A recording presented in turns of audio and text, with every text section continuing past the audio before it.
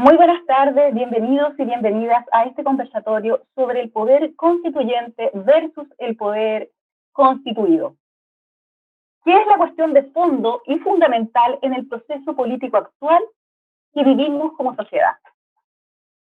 Eso sí, antes de iniciar la presentación de estos grandes panelistas e invitados que tenemos hoy, quisiéramos recordar las palabras de Erich Fromm, destacado intelectual representante de la Escuela de Frankfurt, quien señala lo siguiente: el acto de la desobediencia como acto de libertad es el comienzo de la razón. Y lo dice quien nos alertó sobre el miedo a la libertad. Damos la bienvenida a nuestros y nuestras panelistas invitados. Saludamos a Mauricio Daza Carrasco, abogado, magíster en Derecho Penal y Procesal Penal, posgraduado en litigación en Washington College of Law, abogado de querellante en casos como Penta, Soquimich, Corpesca, Cascada, entre otros.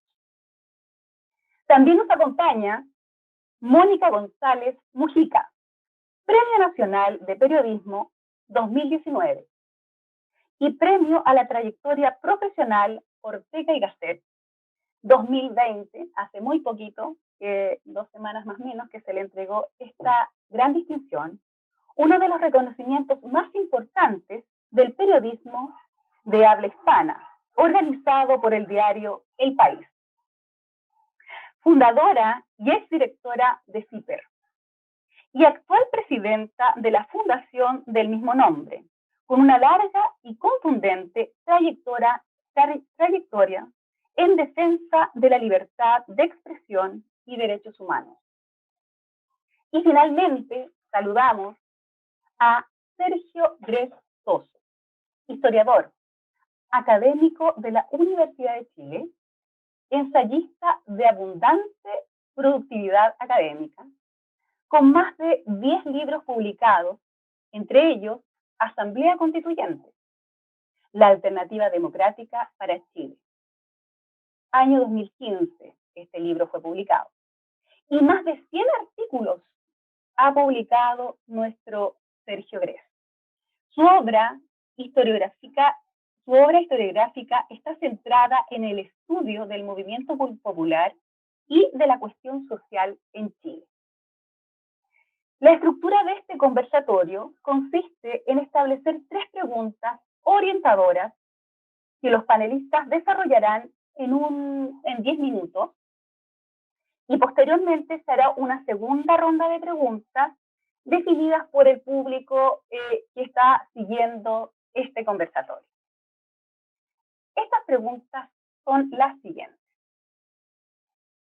Con un apruebo de casi un 80% y una opción por la Convención Constitucional incluso mayor que el apruebo, ¿cuáles son las proyecciones del proceso constituyente? Todo esto en el marco de una clase política que no renunciará a detentar el poder. Segunda pregunta. ¿Qué explicación medianamente coherente puede darse al hecho inexplicable de que el 20% de la ciudadanía le quiere imponer al 80% los límites y las normas de cómo ejercer la soberanía popular?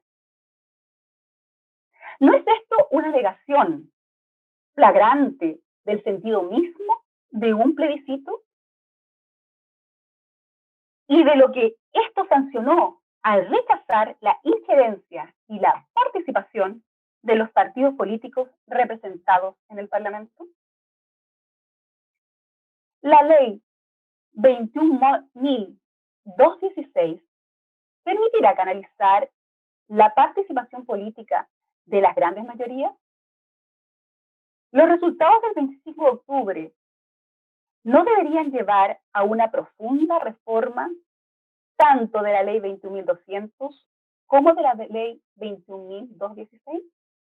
Estas tres preguntas permiten orientar la discusión de los tres panelistas.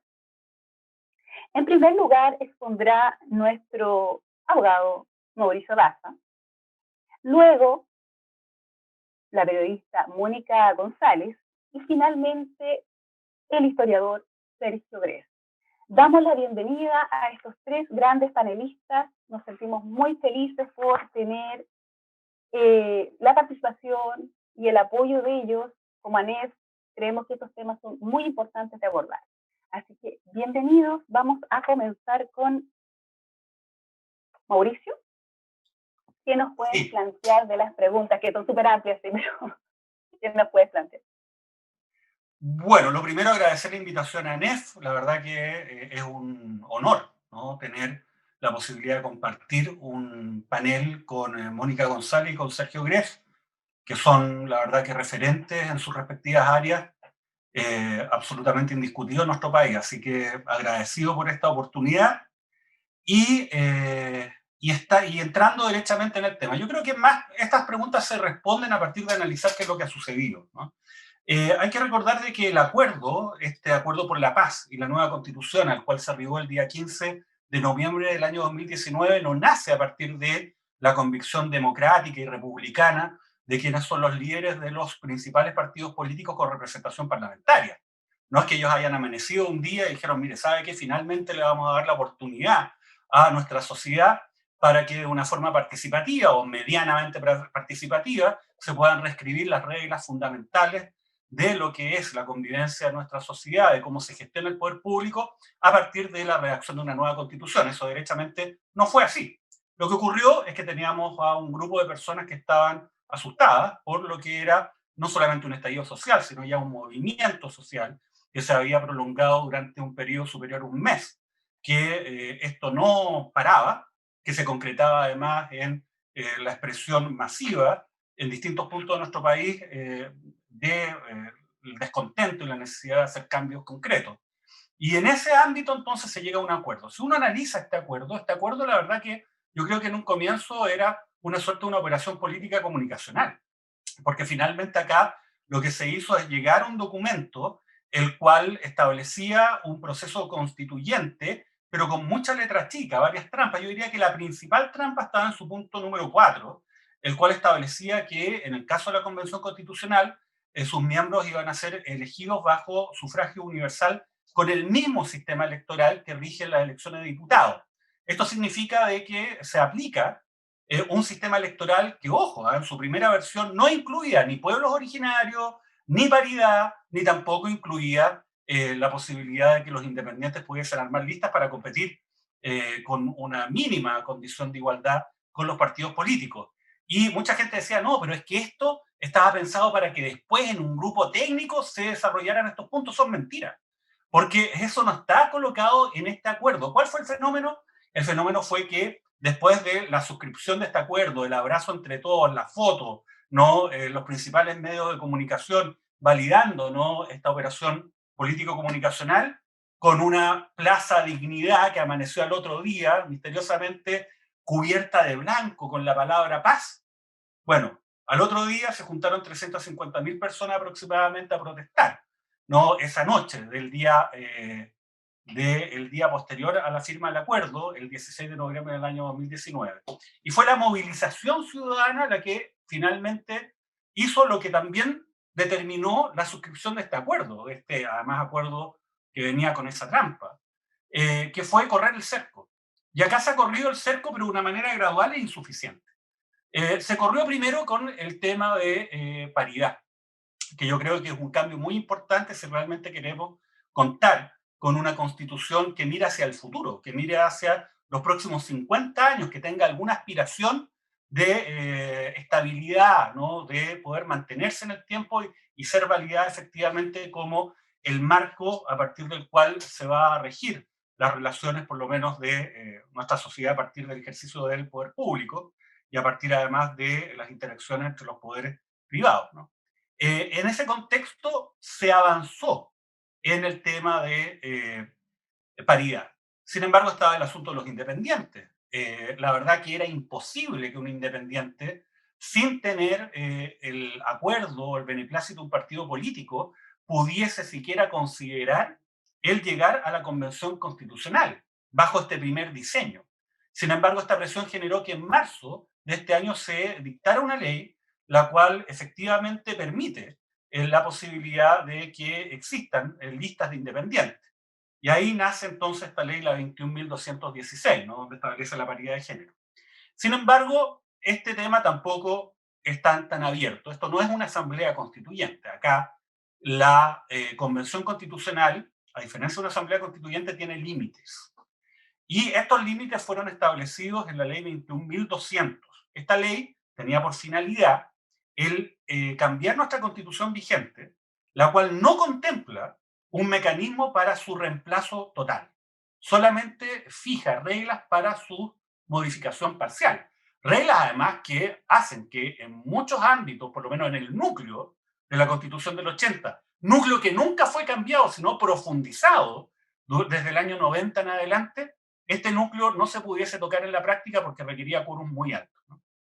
Y esta ley 21.200 lo que establece básicamente, yo diría que la parte más cuestionada, digamos, tiene que ver con que se tienen que respetar ciertas cosas. Y lo principal son los tratados internacionales. Y acá ha surgido entonces la duda de si esto efectivamente limita la posibilidad de la Asamblea Constituyente, más bien, perdón, de la Convención Constitucional, esto no es una Asamblea Constituyente, de poder realizar los cambios que se consideren necesarios en nuestra institucionalidad. Bueno, la verdad es que abordando este tema, que es el más, digamos, polémico, mi impresión es que por ahora esto no impide la posibilidad de poder realizar cambios, aun cuando estos cambios afecten a transnacionales, que es lo que se ha dicho mucho. Porque básicamente los acuerdos que hoy día están vigentes se refieren a tratados arancelarios y el único tema que hay se vincula con la Convención de Washington, que fue suscrita el año 91 y que establece un tribunal arbitral internacional que se llama CIADI. Y la verdad que esto permite a empresas a demandar a los estados, empresas extranjeras que demandan a los estados donde tienen las inversiones, cuando han sido objeto de actos abusivos o arbitrarios. Pues la verdad que si uno analiza lo que han sido las resoluciones de este tribunal, en general, lo que son actos que consisten en cambios normativos, ¿no? Que son de aplicación general, no son considerados como actos abusivos y arbitrarios. Pero, y este pero es gigante, hay un asterisco con esta situación. El tratado que sí establece límites para que el Estado establezca una regulación interna que pueda afectar a empresas de países extranjeros es el denominado TPP-11. Entonces, si bien hoy día, en el escenario actual, no tenemos ese riesgo del TPP-11, que mágicamente fue y está siendo reimpulsado por el gobierno, y ahí Andrés Alamán tiene, digamos, un papel preponderante, sí podría, en caso de ser aprobado por el Congreso antes que comience a funcionar la Convención Constitucional, establecer un límite serio, grave, para esta labor, ¿no? Por lo tanto, ese es un tema. Los otros límites que se establecen es el carácter de república del Estado de Chile, no creo que haya mayor problema con eso. El régimen democrático, la verdad que el problema es que no tenemos un régimen democrático sustantivo, no tenemos una forma democrática, muy entre comillas, pero en términos sustantivos de cómo operan las instituciones, la verdad que uno no podría calificar desde el punto de vista cualitativo el régimen chileno como democrático. Las sentencias judiciales firmes y ejecutoriales, la verdad que no creo que ninguna convención se vaya a abocar a conocer casos que ya están fallados, ¿no? Por lo tanto, sigue este tema de los tratados internacionales ratificados por Chile y que se encuentran vigentes como un límite relevante, sobre todo con la amenaza del TPP-11. Hay otro límite que siempre se señala, pero eso yo creo que es más bien un mito, vinculado a la posibilidad de que se pueda recurrir a la Corte Suprema respecto de determinados actos que se ejecuten por la Convención Constitucional. Pero la verdad que eso no es tan así porque simplemente son reclamos de carácter formal acerca del procedimiento. Por ejemplo, que un día se llegó a un acuerdo sin que se hubiese respetado las normas para la citación de todas las personas que forman parte de la convención. Entonces no puede entrar en lo sustantivo. Entonces yo diría de que el cerco todavía se tiene que correr, falta pueblos originarios. Y yo creo que lo que está ocurriendo en el Congreso es un verdadero show y que no se va a aprobar. Yo creo que ni siquiera muchos de los parlamentarios que dicen que quieren que se apruebe de la boca para afuera desean realmente que esto ocurra, porque si es que se imputan los pueblos originarios el número de cupos a los 155 que ya están, la verdad que se va a reducir la posibilidad de los partidos de colocar, digamos, a la gente que ellos quieren en esta convención. Y si es que se establecen sobrecupos, o sea, cupos, escaños reservados por sobre, ¿no? Los 155, se diluye, ¿no? También, en cierta medida, lo que son el poder de los distintos conglomerados políticos en la convención. Y también falta, y con esto termino, la discusión respecto de generar condiciones para que de verdad los independientes tengan la posibilidad de competir en serio con los partidos políticos, lo que significa bajar los requisitos de firma, las formas en que esto se concrete y por sobre todo, a lo que los partidos le tienen terror, la posibilidad de que las listas de independientes puedan hacer pactos entre ellas. Eso le tienen un miedo realmente increíble, a pesar que no son capaces de reconocer. Así que yo diría que finalmente esto condensa, ¿no? Gran parte de las preguntas. Hay un intento de las fuerzas políticas tradicionales de establecer límites, ojalá lo máximo posible y que se note lo menos posible, y controlar en la mayor medida de lo que puedan el proceso constituyente. Gracias, Mauricio. Me gustó bien elocuente y acertada la presentación, abordando temas que efectivamente tienen que ver con las trampas estas de este proceso. Queremos escuchar atentamente a lo que Mónica nos puede plantear respecto a estos temas que estamos hablando, que creo que Mauricio ha tocado varios temas que dan muchas ganas de abrir también. Mónica, bienvenida. Bueno, buenas tardes. Si encuentran un ruido, lo lamento mucho, pero no puedo hacer nada por suprimirlo. Así que pido mil excusas. Lo primero es decir que para mí es un tremendo placer este panel. Primero porque es la NES y segundo por Sergio y por Mauricio. Para mí es un placer enorme porque escucharlos uno siempre aprende mucho. Y yo creo que estamos en un proceso en que hay que darse un tremendo baño de humildad. Un baño de humildad porque yo confieso que creo que por las distintas crisis que estamos atravesando, que son varias. Primera es la política, pero la segunda es la pandemia, la tercera es la económica y la cuarta es la de corrupción y la quinta es la de que no sabemos nada de cómo vamos a salir de esto. Entonces yo creo que honestamente tenemos que asumir que por una vez vamos a tener que saber darnos la mano, porque no sabemos cómo vamos a salir. Y yo creo que lo primero que hay que asumir es esa realidad, y en esa realidad que es incierta, oscura, navegamos en medio de datos oscuros, de datos inciertos. La única forma de salir adelante con una tarea de esta envergadura, ¿no? Una convención constitucional, es darnos la mano y escuchar y ser muy humilde. Entonces, para mí es un placer esto. Lo segundo es que me parece muy bien lo que ha hecho Mauricio de colocar los límites. Esta no es una asamblea constituyente. Y yo creo que eso es muy importante. Pero yo, después de todo lo que ha dicho, yo quisiera centrar en lo que viene, las trabas que vienen. Y entre esas trabas que vienen, tengo la impresión que lo más importante es que elegir a personas que de verdad sean idóneas para representar a ese 80% es una tarea titánica. Por dos razones, básicamente. Porque los partidos están con un temor absoluto a perder el poder. Yo no digo como tú imponer su 20, yo digo a perder el poder. Y yo tengo la sensación que estamos en una gran revolución, que esta vez no se da con soldados con nosotros pintados de negro en la calle.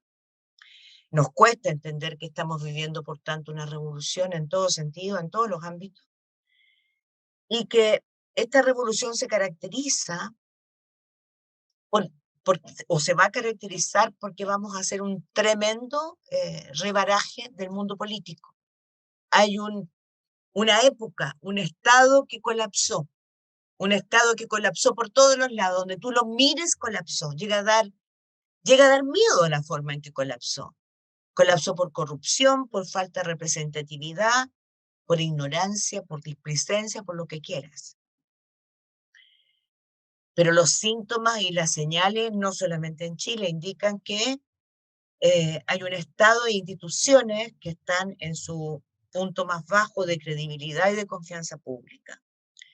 Y que por lo tanto la tarea de reconstrucción es mucho más importante que la que podría haber tenido una asamblea constituyente en otro momento. O sea, recuperar la confianza pública es clave, porque si no nos vamos al precipicio. No hay ningún país que funcione sin un mínimo de orden, sin un mínimo de autoridades que tengan algo, brújula, que señalen camino.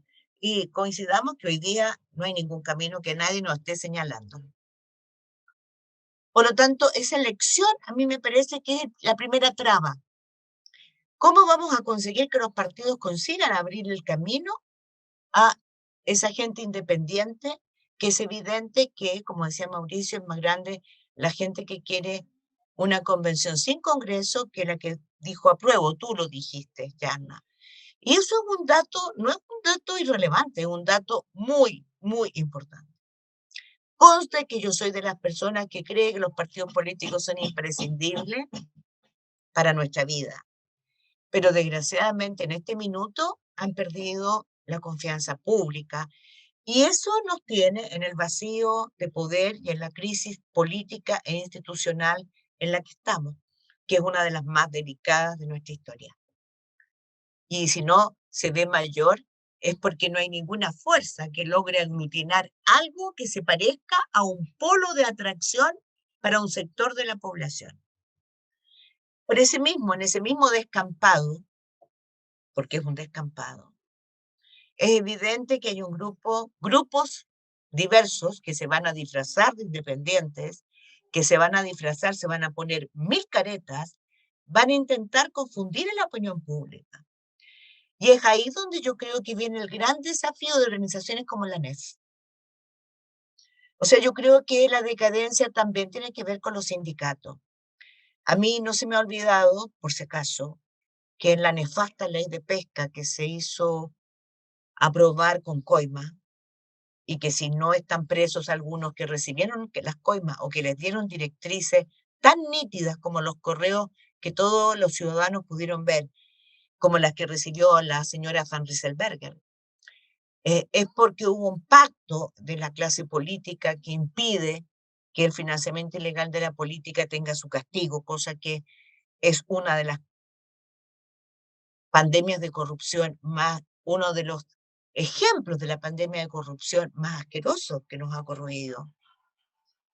Entonces yo digo, bueno, si eso pasó fue porque también dirigentes sindicales de pesqueros que se hicieron pasar por pesquería artesanal fueron comprados, no solamente por Corpesca, sino por ACIPES y FIPES. Aquí participó toda la industria pesquera y son muy pocas las que se arrestaron de esta inmundicia. Entonces, también los sindicatos tienen que recuperar confianza pública. Y yo no los veo en este minuto haciendo alerta, por ejemplo, una alerta consciente, fundamentada, sobre el peligro que encierra el TPP-11, que efectivamente, como dice Mauricio, fue reactivado. O sea, si nosotros no le informamos a la ciudadanía el peligro que encierra firmar ese acuerdo, que entre paréntesis ha habido estos últimos días una andanada de Japón para que firmemos ese tratado. Y obviamente el gobierno de Estados Unidos también lo va a hacer. O sea, esto no es un problema entre buenos y malos. Este es un problema entre soberanía o subordinación. Entonces yo no veo a los sindicatos tomando en sus manos la discusión de lo que es relevante. Ejemplo ese. Segundo ejemplo.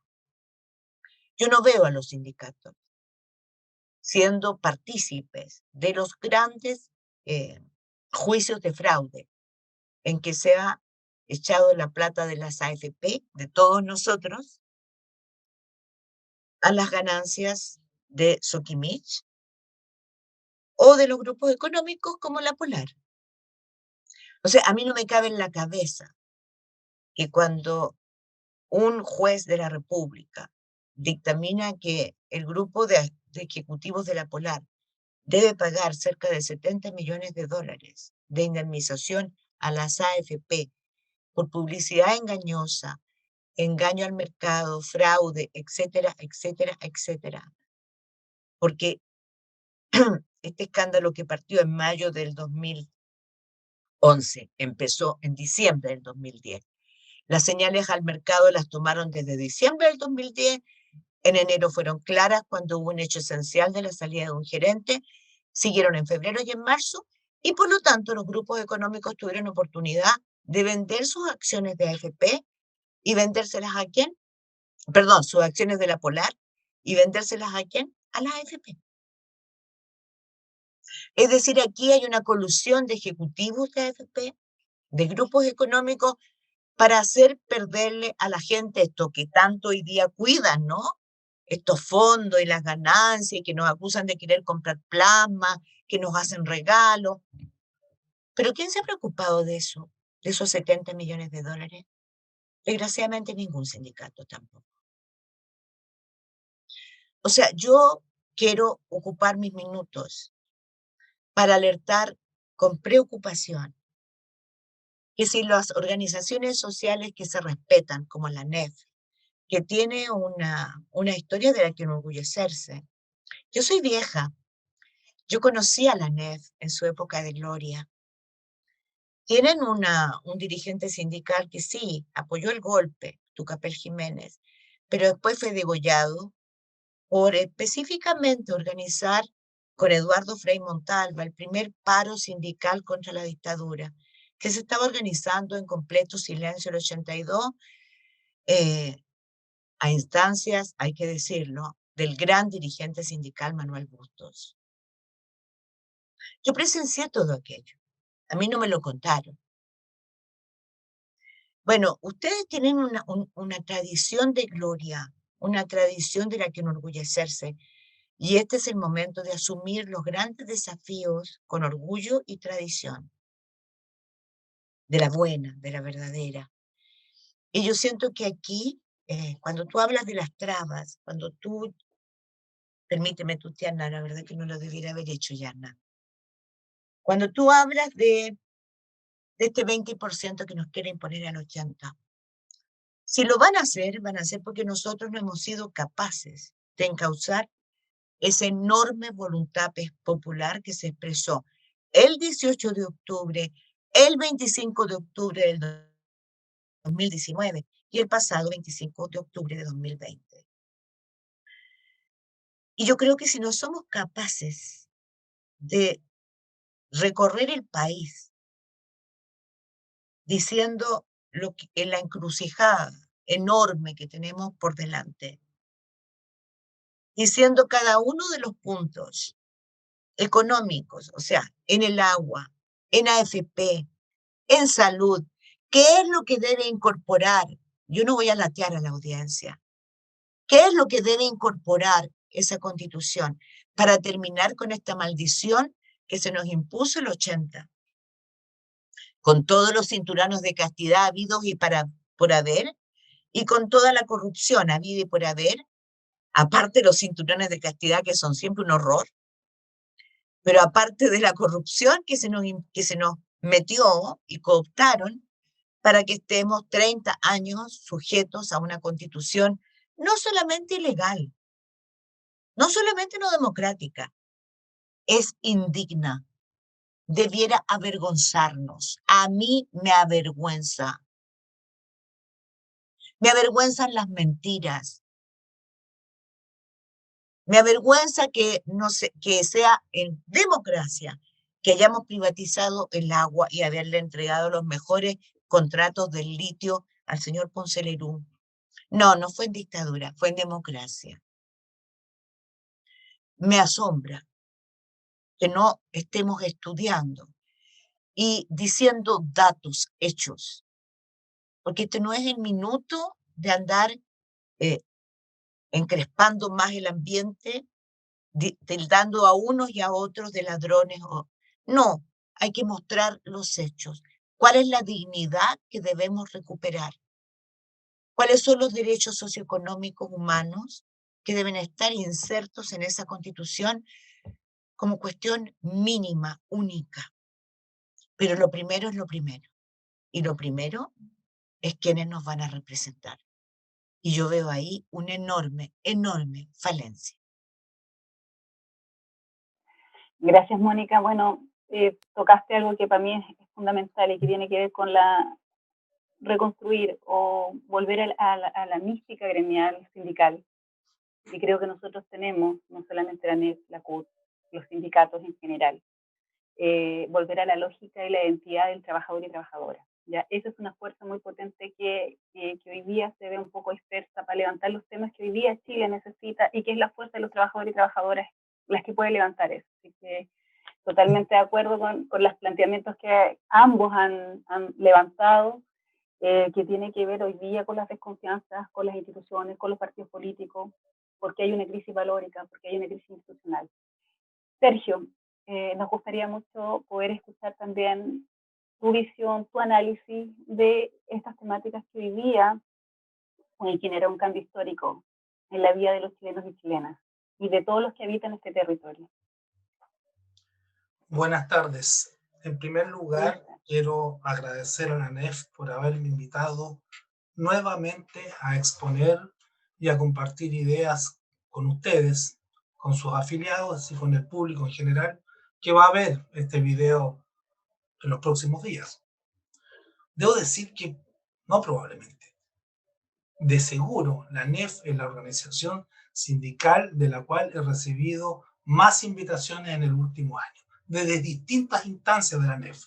Si mal no recuerdo, tan solo de marzo del presente año a la fecha, esta es la cuarta invitación, cuestión que valoro mucho y se los agradezco, lo que me hace renovar el compromiso emocional, político, vivencial que tengo en particular con esta confederación sindical o con este sindicato.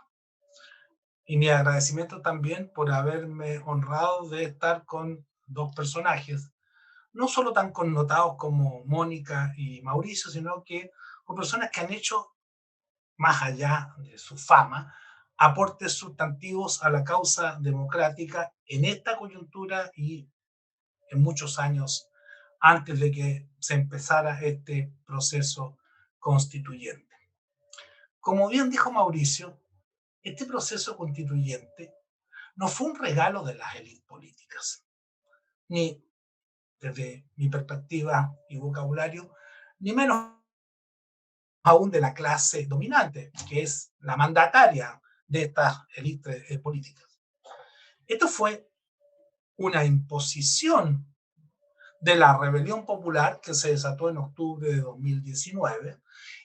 Recordemos que el 12 de noviembre, después de semanas, 3 semanas o más, de intensas movilizaciones que involucraron a millones de personas en todo el país, se realizó una huelga general exitosa que fue la que detonó finalmente esta reacción y este acuerdo presentado entre gallos y medianoche en la madrugada del 15 de noviembre, el así llamado Acuerdo por la Paz Social y la Nueva Constitución, cuyo resultado inmediato fue la reforma constitucional del 24 de diciembre del mismo año, en la cual se establecieron las normas fundamentales para el proceso constituyente.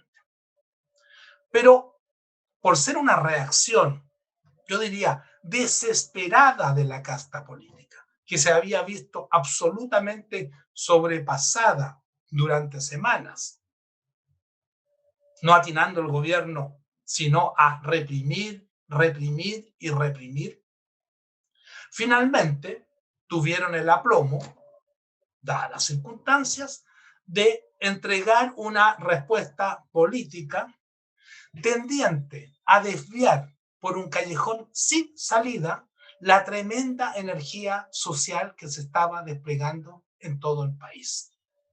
Y ese callejón sin salida, desde la perspectiva de la casta política parlamentaria, que fue la que lo urdió, fue la reforma constitucional, que estableció las normas para este proceso constituyente.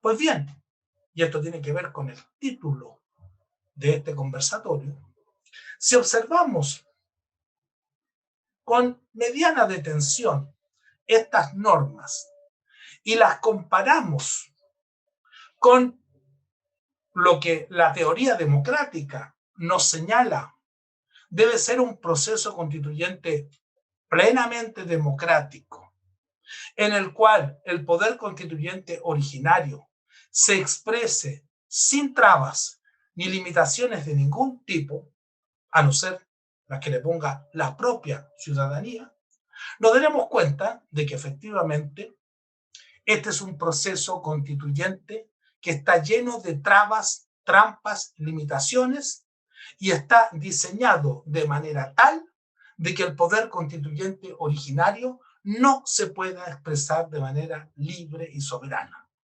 Lo que ocurrió el 15 de noviembre, el 24 de diciembre y de alguna manera también en marzo del presente año, fue una imposición de uno de los poderes constituidos del Estado, el legislativo, al poder constituyente originario, repitiendo, en cierta manera, una vez más, lo que las clases dominantes y la casta política han realizado durante más de 200 años de vida republicana.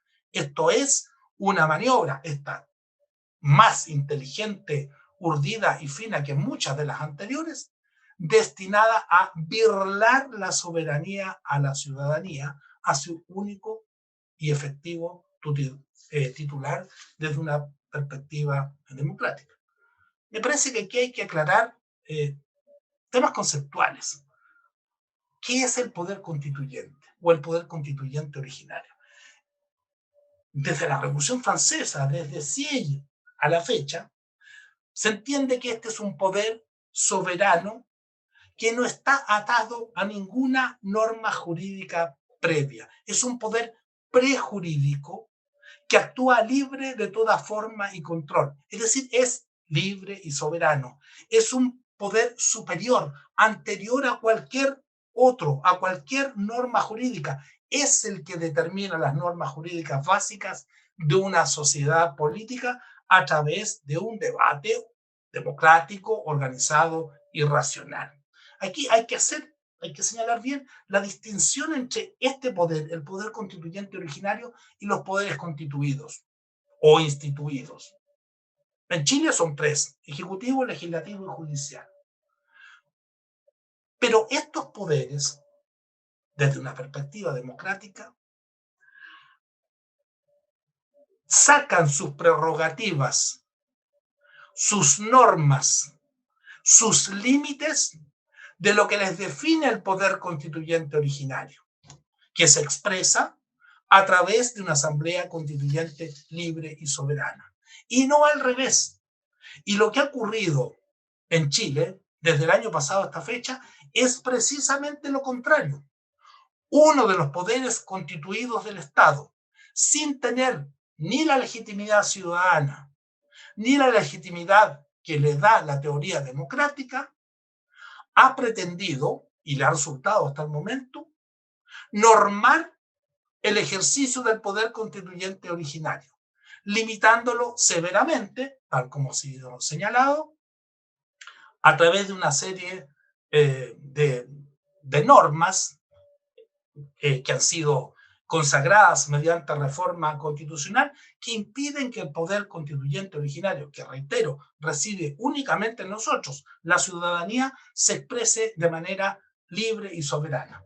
¿Y cuáles son esas normas?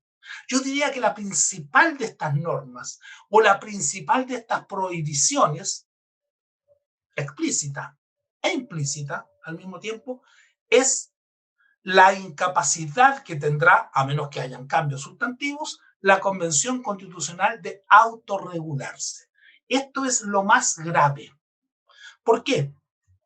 Porque si bien el quórum de los 2/3 también es una cortapisa antidemocrática, porque seguimos en la misma lógica binominal en la cual nos hemos movido los últimos 30 años, en los cuales una minoría, en este caso conservadora, de 1/3 equivale a una mayoría que desea transformaciones de 2/3. Y por lo tanto se produce un artificial empate que tiende a ser eterno. Eso es profundamente antidemocrático. Pero más grave que esta norma de los 2/3 es la incapacidad de esta Convención Constitucional de autorregularse, pues le está explícitamente prohibido en la reforma constitucional de diciembre del año pasado. Porque, bien, una asamblea constituyente podría funcionar con una norma de 2/3, sí. Incluso sería hasta conveniente que lo hiciera, a condición de que en todas aquellas materias en las cuales no se logre superar esta barrera, este quórum supramayoritario, no sean los delegados constitucionales o constituyentes quienes decidan, sino sea la ciudadanía mediante un plebiscito intermedio en el cual la regla que aplica no es la regla supramayoritaria de los 2/3, sino la regla de la mayoría absoluta, 50% más 1 de los votantes. Si tuviésemos la posibilidad de que la Convención Constitucional se autorregulara, el quórum de los 2/3 no sería un problema. Es más, podría constituirse en una garantía democrática, puesto que serviría para evitar los arreglines entre delegados y delegadas constituyentes a espaldas de la ciudadanía, puesto que un arreglín de más de 2/3 coincidamos en que es difícil de lograr, y en ese caso nuevamente intervendría el poder constituyente originario que reside en la ciudadanía para dirimir el conflicto. Por ende, si bien el camino es muy pedregoso y está lleno de obstáculos, aún no se ha dicho la última palabra. Y no se ha dicho la última palabra por una razón que tiene que ver con el inicio de este proceso. Pues como bien sabemos, el inicio no partió en la moneda, en la Corte Suprema, ni en el Parlamento. El inicio partió en la calle. Y la movilización social popular, es la única garantía de que estas normas restrictivas, que tienen que ver, ya ha sido señalado, con los 2/3, con la incapacidad o la prohibición de que la Convención Constitucional se autorregule, con las restricciones puestas a los independientes, con la ausencia de normas hasta el momento para la participación de los pueblos originarios, etcétera, etcétera, sean cambiadas, la única garantía es la permanente, continua y profunda movilización social. Porque así fue como esto partió y así será como tiene que continuar si queremos que llegue a buen puerto. Porque si no hay movilización social, de seguro vamos a tener nueva constitución, si eso ya se zanjó en el plebiscito del 25 de octubre. Pero no va a ser una constitución que esté a la altura de las aspiraciones democráticas, y yo diría incluso igualitarias, de la inmensa mayoría de la población de este país. Entonces, no queda otro camino que profundizar la movilización social. Tenemos que tener nuevamente millones de personas en las calles movilizadas. Antes de las elecciones de abril, después de las elecciones de abril y durante el funcionamiento de la Convención Constitucional. Si eso no se logra, no habrá constitución a la altura de las aspiraciones de la mayoría de la ciudadanía. Pero además es necesario desarrollar una estrategia política, es necesario desarrollar inteligencia política que permita que esa gran energía social que aspiramos tener nuevamente en las calles tenga un rumbo, sea aprovechada y no sea desviada nuevamente por caminos, callejones sin salidas, a los cuales la casta política ha demostrado una expertise gigantesca a lo largo de toda la historia republicana Sergio, de este estamos en el país. tiempo. Ahí termino, ¿Estamos en el Julio. tiempo? Muchas gracias. Ya, ok. Bueno, ahora vamos a hacer una ronda de preguntas que estamos en el tiempo, nos queda muy poquito para alcanzar el tiempo, pero si queremos hacer una última ronda de preguntas, ustedes ven cuál les acomoda más para responder en términos de que nos queda muy poquito tiempo. Voy a hacer la ronda. Si los partidos políticos presentan muy baja credibilidad, al igual que los parlamentarios, el acuerdo de la paz no es categóricamente una negación de la soberanía popular. Segunda pregunta. Dadas las limitaciones y restricciones que imponen las leyes 21.200 y 21.216, que ponen en evidencia una democracia vigilada, ¿qué contribución real y eficaz se puede esperar de los y las trabajadoras, la academia, las luchadoras y luchadores sociales? Tercera pregunta y última pregunta. ¿No observan ustedes una falta de estrategia política por parte de los líderes del mundo social y de las organizaciones activistas y sindicales al no buscar con caminos de acercamiento y levantar listas unitarias por distritos que permitan derrotar las trampas de las leyes de amarre? Vamos a comenzar nuevamente con Mauricio, que nos pueda ir haciendo para cerrar este conversatorio sus observaciones respecto a estas tres preguntas que seleccionamos. Bueno, respecto a lo último, obviamente acá lo que se requiere es movilizarse, como dijo Sergio, eso es clave. Lo que uno puede constatar es que el cerco, para decirlo de alguna forma, se ha ido corriendo solamente por la movilización ciudadana, únicamente por eso. No habría existido una norma de paridad si es que la operación político-comunicacional del día 15 de noviembre del año 2019 hubiese sido exitosa. No habría existido, ¿no?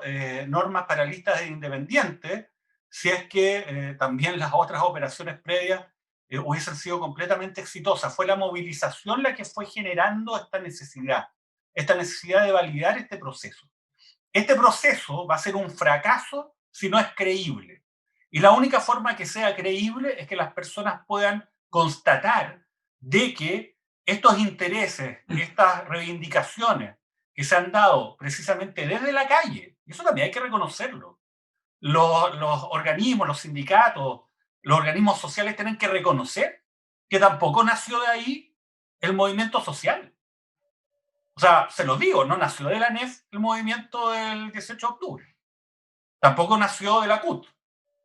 No, nació de una ciudadanía que en un momento dijo basta y que de una manera, yo diría que inorgánica en un comienzo, se fue manifestando, ¿no? de una forma que desbocó los controles tradicionales con los que opera, ¿no? El grupo dominante. Acá se habla cómo el 20% va a controlar el 80%, perdóneme. Como el 1% del 20% va a controlar al resto, porque esa es la verdad. Acá hay un 1% que se lleva el 30% del Producto Interno Bruto para la casa, ¿no? Y ese es un dato brutal.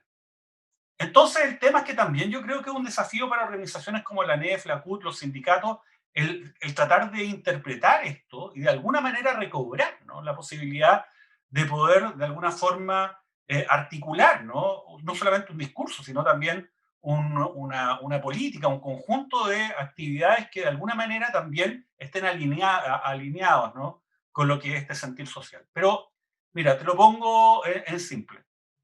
la credibilidad solamente se va a obtener a través de la movilización social que genere cambios al proceso constituyente. Y si no hay movilización social, esos cambios no se van a producir. Si no se producen esos cambios, no va a haber credibilidad en el proceso constituyente. El proceso constituyente va a fracasar como el mecanismo, ¿no?, que se utilizó para de alguna manera encauzar este movimiento social, y finalmente vamos a hundirnos más aún en esta crisis, que yo creo que nadie quiere, ¿no? Todos queremos salir de una forma pacífica y ojalá verdaderamente democrática, ¿ah?, de este impasse. Pero la verdad es que no lo vamos a hacer si es que eso no ocurre, y eso exige que nos movilicemos. Está bien, en forma pacífica, pero decidida y contundente. Y esto involucra no solamente salir a la calle, sino también involucra compartir información, generar opinión, levantar la voz y presionar. Y también involucra no solamente ir a votar por candidatos que realmente no solamente se declaren independientes, sino que tengan, ¿no?, una conexión con el tejido social. No hay que ser un abogado experto constitucionalista para estar en la Convención Constitucional. Eso es una locura. Si son puros expertos abogados constitucionalistas o expertos en derecho, designados por los partidos, por el poder, esto se cae a pedazos. O sea, te lo digo como abogado. Acá tiene que haber gente que tenga contacto con el contenido, con el tejido social y tengan credibilidad. Y para eso también necesitamos que estas personas se entusiasmen y levanten candidaturas. Es necesario también articular pactos que sean competitivos para dar esa pelea. Yo no daría por perdida la pelea de la Asamblea, de la Convención Constitucional, ¿no? La pelea por el tercio que se dice. Hay que darla y se puede ganar. Pero esto requiere movilización y ese es el mensaje, ¿no? Movilicémonos, lo que decía Sergio, es 100% cierto. Si acá no tenemos una movilización permanente de nuestra sociedad, esto va a fracasar, va a ser un gran traspié y lo único que nos va a llevar es a una crisis aún más profunda. Así es. Así es.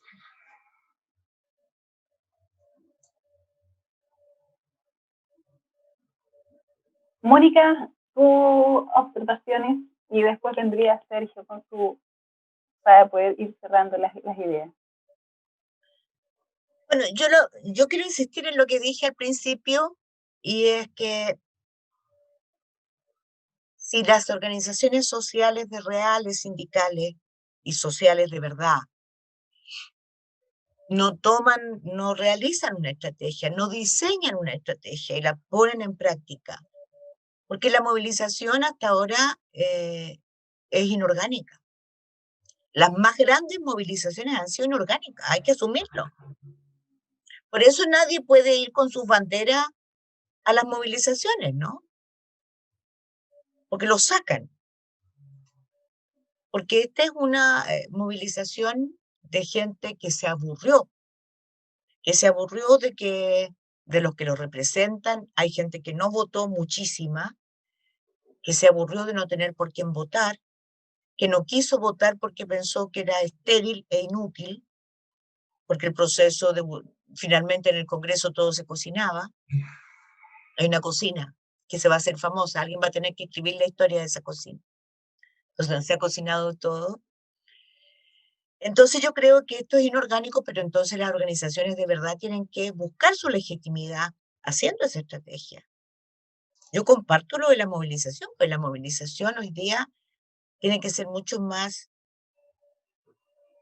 compacta, concisa, contundente, pero sobre algo. ¿Ese algo qué es? Que no nos arrebaten el triunfo obtenido el 25 de octubre.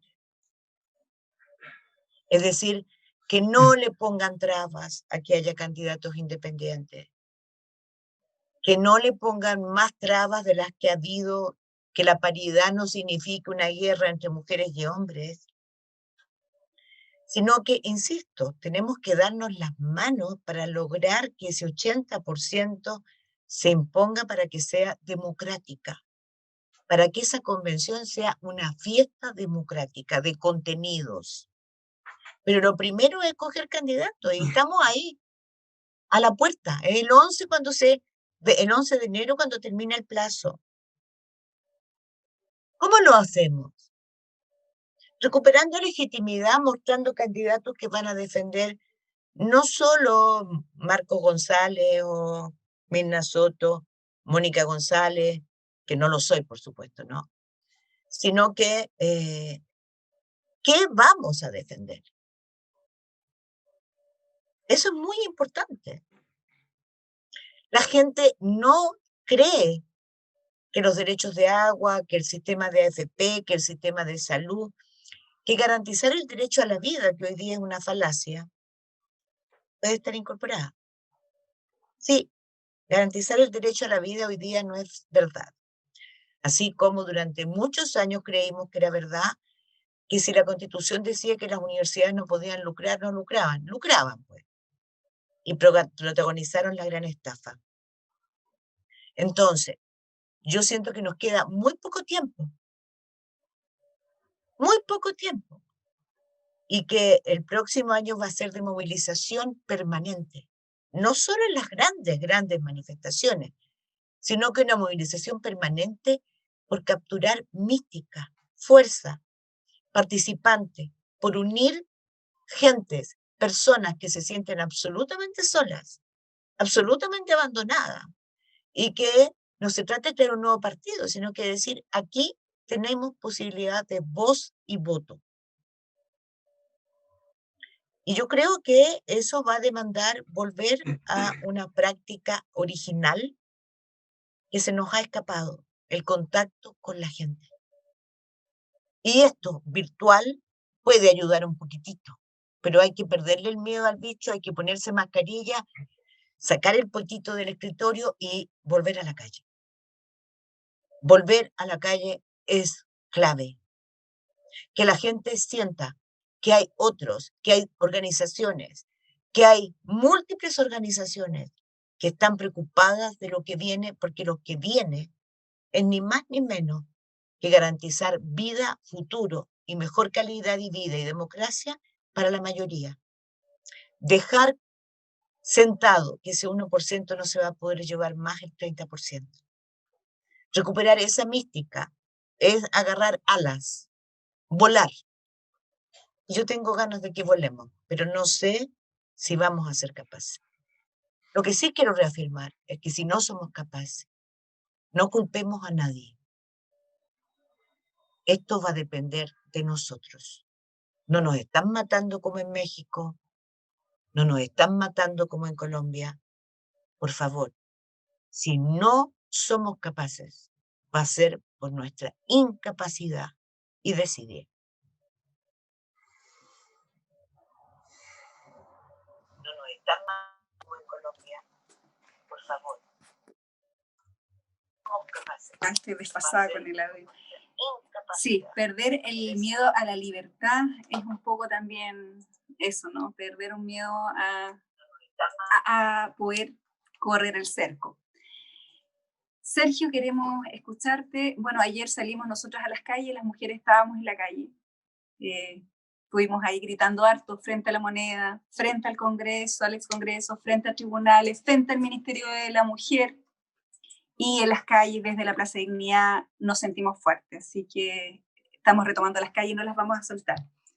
Perdón, ¿puedo Sergio. hacer una acotación? Perdón, disculpa, Sergio, ¿puedo hacer una acotación? Por supuesto. Está bien gritar y lo de ayer me pareció maravilloso, pero hay proyectos de ley. Nos tienen que garantizar con instrumentos y herramientas que no nos sigan matando. Y yo no veo la premura en el Congreso, ninguna, por defender la vida de las mujeres, de nosotras, de nuestras jóvenes, de nuestras niñas. No queremos más ámbar. Hay herramientas concretas esperando en el Congreso. ¿Qué esperan estos congresistas? Bien dicho. Exactamente. Bien. Qué buena acotación, porque efectivamente ahí tenemos una tarea de presión. Efectivamente hay mucha deuda, mucho femicidio que no se ha hecho justicia.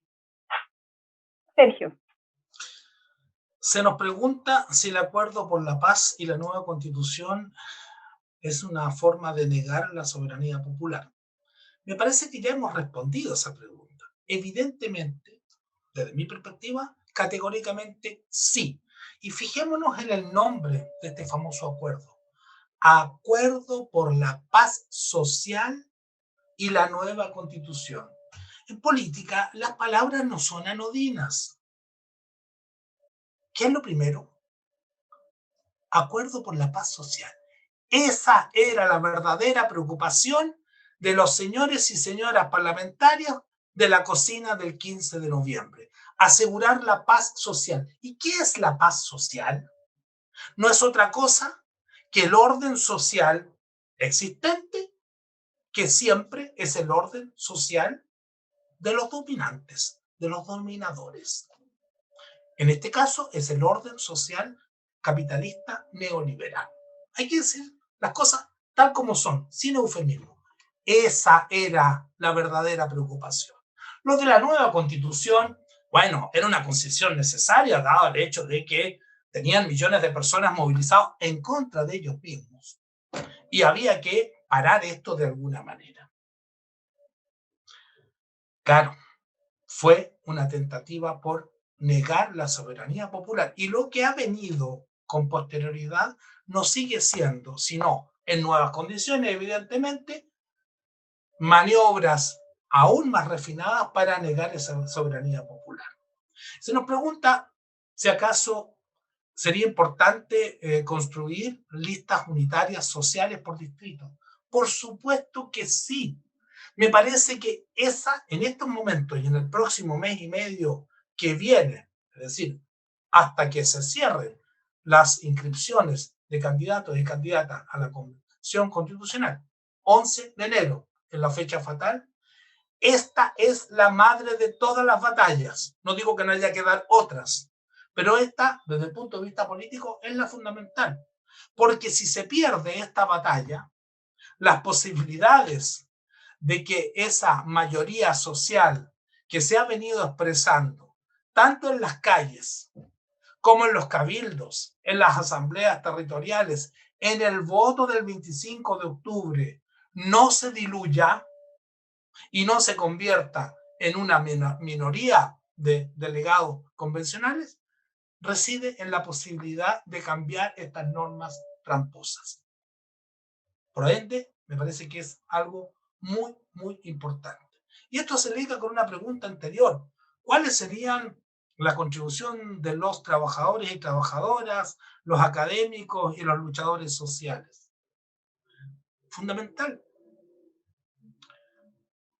Yo precisaría que siendo este movimiento, me refiero a la rebelión popular, yo no la llamo estallido social. El estallido es un fenómeno momentáneo, lo que da inicio a esto, pero algo que se mantiene en el tiempo durante más de un año, persistentemente, a pesar de la represión, a pesar de la pandemia, a pesar del hambre, a pesar de tantos problemas, es algo más que un simple estallido.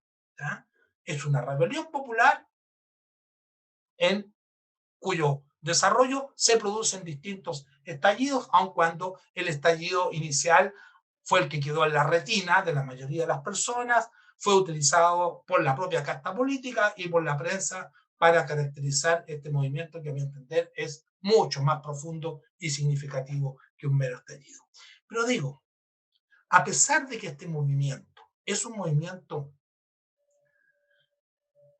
muy heterogéneo, porque hay reivindicaciones de clase, de género, culturales, políticas, sociales, económicas, de pueblos originarios, medioambientales, de derechos humanos. A pesar de esta gran diversidad, me parece que el elemento fundamental que puede inclinar la balanza a favor de la causa democrática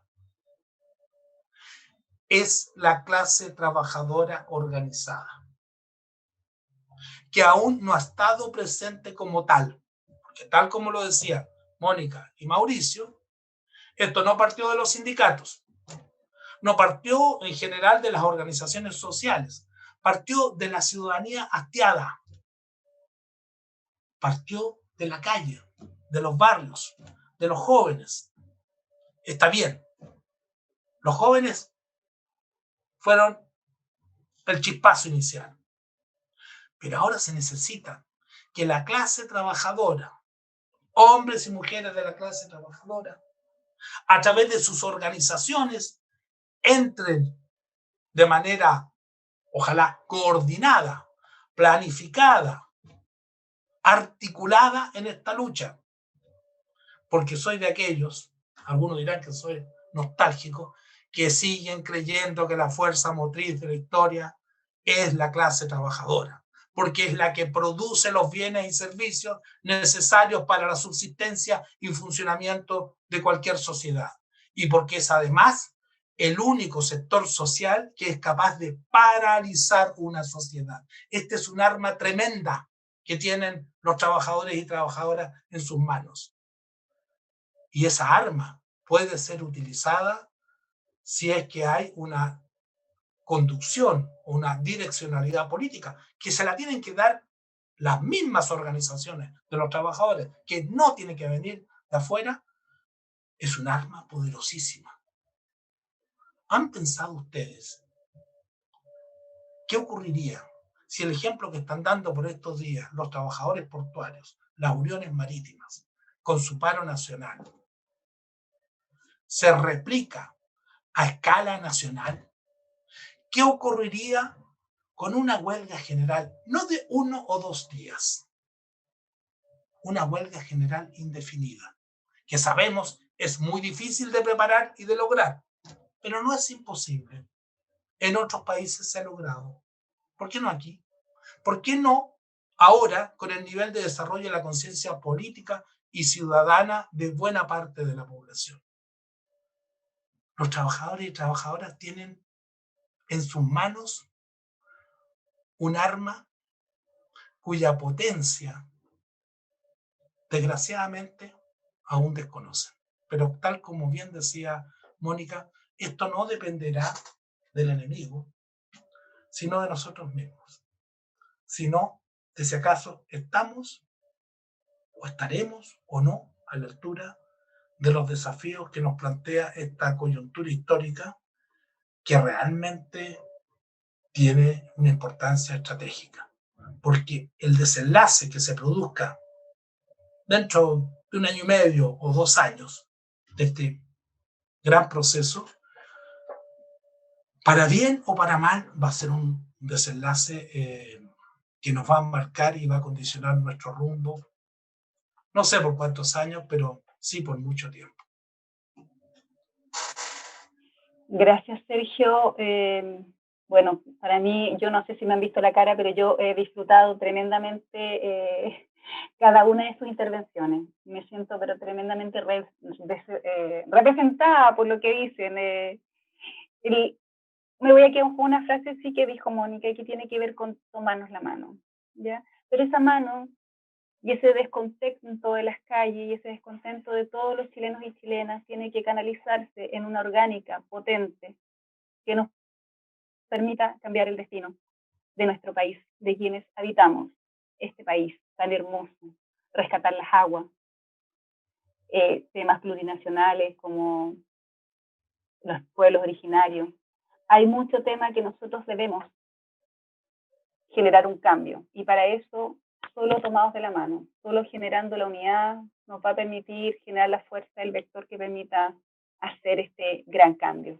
Les agradezco el espacio, el poder haber generado una discusión que yo creo que todos los que estaban escuchando la disfrutaron tanto como yo. Así que gracias, Mónica, gracias, Sergio, gracias, Mauricio. Sus palabras para despedida, Mónica, Mauricio y Sergio para cierre de despedida y eso. Gracias. Ah, me pusiste primero. ¿Sí? ¿Las damas primero? No, reiterar el agradecimiento, creo que se cumplió lo que planteé al principio, aprendí hoy día nuevamente. Así que gracias, Mauricio, gracias, Sergio. Y reiterar que, ¿saben qué? Tengo esperanza, tengo mucha esperanza. Creo que vamos a ser capaces de aislar a los violentistas y delincuentes, a los delincuentes, aquellos que están aprovechando esto para robar, para destruir, para robar de manera absolutamente indiscriminada. deliberada. A los soldados del narcotráfico que se infiltran con nosotros, vamos a ser capaces de saber conducir y de saber sobreponernos a aquello, controlar a aquella fuerza nefasta. Tengo mucha esperanza. Tengo esperanza porque veo a muchos jóvenes con ganas de vivir en un país distinto, no mañana, ahora ya. Gracias, Bueno, Mónica. sí. Muchas gracias a Mónica, a Sergio, a Yasna, a la NEF por esta invitación. La verdad que, insisto, ha sido un honor, sobre todo compartir con los panelistas que tenemos hoy día y solamente señalar de que efectivamente esto depende de nosotros, depende de la posibilidad que nos movilicemos, que tengamos conciencia respecto a este punto y que finalmente, si es que no logramos no mantener viva esta llama, la verdad es que finalmente todo este esfuerzo va a ser en vano. Acá se habla mucho del plebiscito. Bueno, ustedes lo han visto, ¿no? Lo ven en la conducta de Sebastián Piñera con el proyecto del segundo 10%, lo ven, digamos, en la conducta de la clase política en general, ¿no? Respecto a no entregar ayuda a miles de familias que están en una situación de crisis frente a lo que es la emergencia del COVID-19, donde derechamente se le ha dado la espalda. La verdad es que a estas personas no les interesa absolutamente nada el 80-20. No los ha movido en lo más mínimo. Y van a seguir de la misma forma, actuando a menos que, insisto, nos vean movilizados. Hace 4 o 5 años atrás había un presidente del Partido Socialista que dijo que quienes hablábamos de asambleas constituyentes o de cambios constitucionales, incluso más humildes, estábamos fumando opio. Fíjense. Y hace 1 año atrás o 2 años atrás, Se te nota que fumas opio. Sí, claro. Todos acá estamos fumando opio y los Estamos invito todos a fumar fumando opio, opio. a todos. Ese opio de la democracia y ese opio de la convicción de que si nosotros hacemos algo, entre todos podemos generar los cambios necesarios para una sociedad que ya no aguanta estos 30 años de abuso. Y ojo, que esto solamente fue posible a partir de mantener una sociedad absolutamente aturdida, desmovilizada, un grupo de personas que consideraba que la paz social era un activo que lo tenían gratis, ¿no? La paz social en Chile para el gran empresariado salía 0. Y ahora se dan cuenta que la paz social puede salir algo. Pero bueno, si tienes paz social que la compras barata, va a ser una paz social que no va a durar mucho. Pero eso depende de nosotros. Así que muchas gracias y a mantenerse movilizados. Sergio. Bueno, me sumo a los agradecimientos de mis copanelistas. Les agradezco a ellos mismos, a Mónica, a Mauricio, a ti, Yasna, a la NEF, evidentemente. Y quisiera expresar solamente 2 ideas de despedida, 1 o 2 ideas. No hay Mesías, no hay salvadores, tal como decía el lema de la Primera Internacional por allá, por 1864, y que fue el lema del movimiento de trabajadores a lo largo de toda la historia. La emancipación de los trabajadores será obra de los propios trabajadores. Tenemos que desarrollar el protagonismo social. Tenemos que autoeducarnos, porque no van a ser los partidos políticos ni el Estado el que nos va a dar la educación cívica que necesitamos. Tenemos que tomar nuestra historia en nuestras manos, no esperar que las soluciones vengan de arriba o de otro lado. Si no somos capaces de hacer esto, ¿qué fue lo que predicaron todos los activistas del movimiento obrero y popular a lo largo de nuestra historia? No podemos esperar tener un futuro mejor. Mi esperanza es, pues, que hagamos lo que tenemos que hacer y seamos nosotros mismos los protagonistas de nuestra historia. Muchas gracias.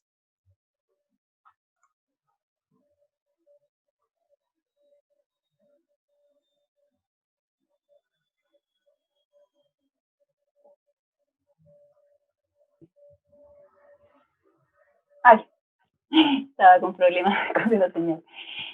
Bueno, agradecer este espacio, insisto, Un abrazo tremendo, gracias por las palabras, Sergio y Mónica, Mauricio. Muy grato este espacio, de verdad que un diálogo necesario, una conversación necesaria, un análisis donde ustedes han dado varias herramientas y elementos que dan claro que la tarea la tenemos en nuestras manos. Un abrazo, gracias por el... Gracias infinitas. Gracias a ti, Yasna. Y a la Chao, chao. Gracias a Chao, todos. que estén muy bien. Chao.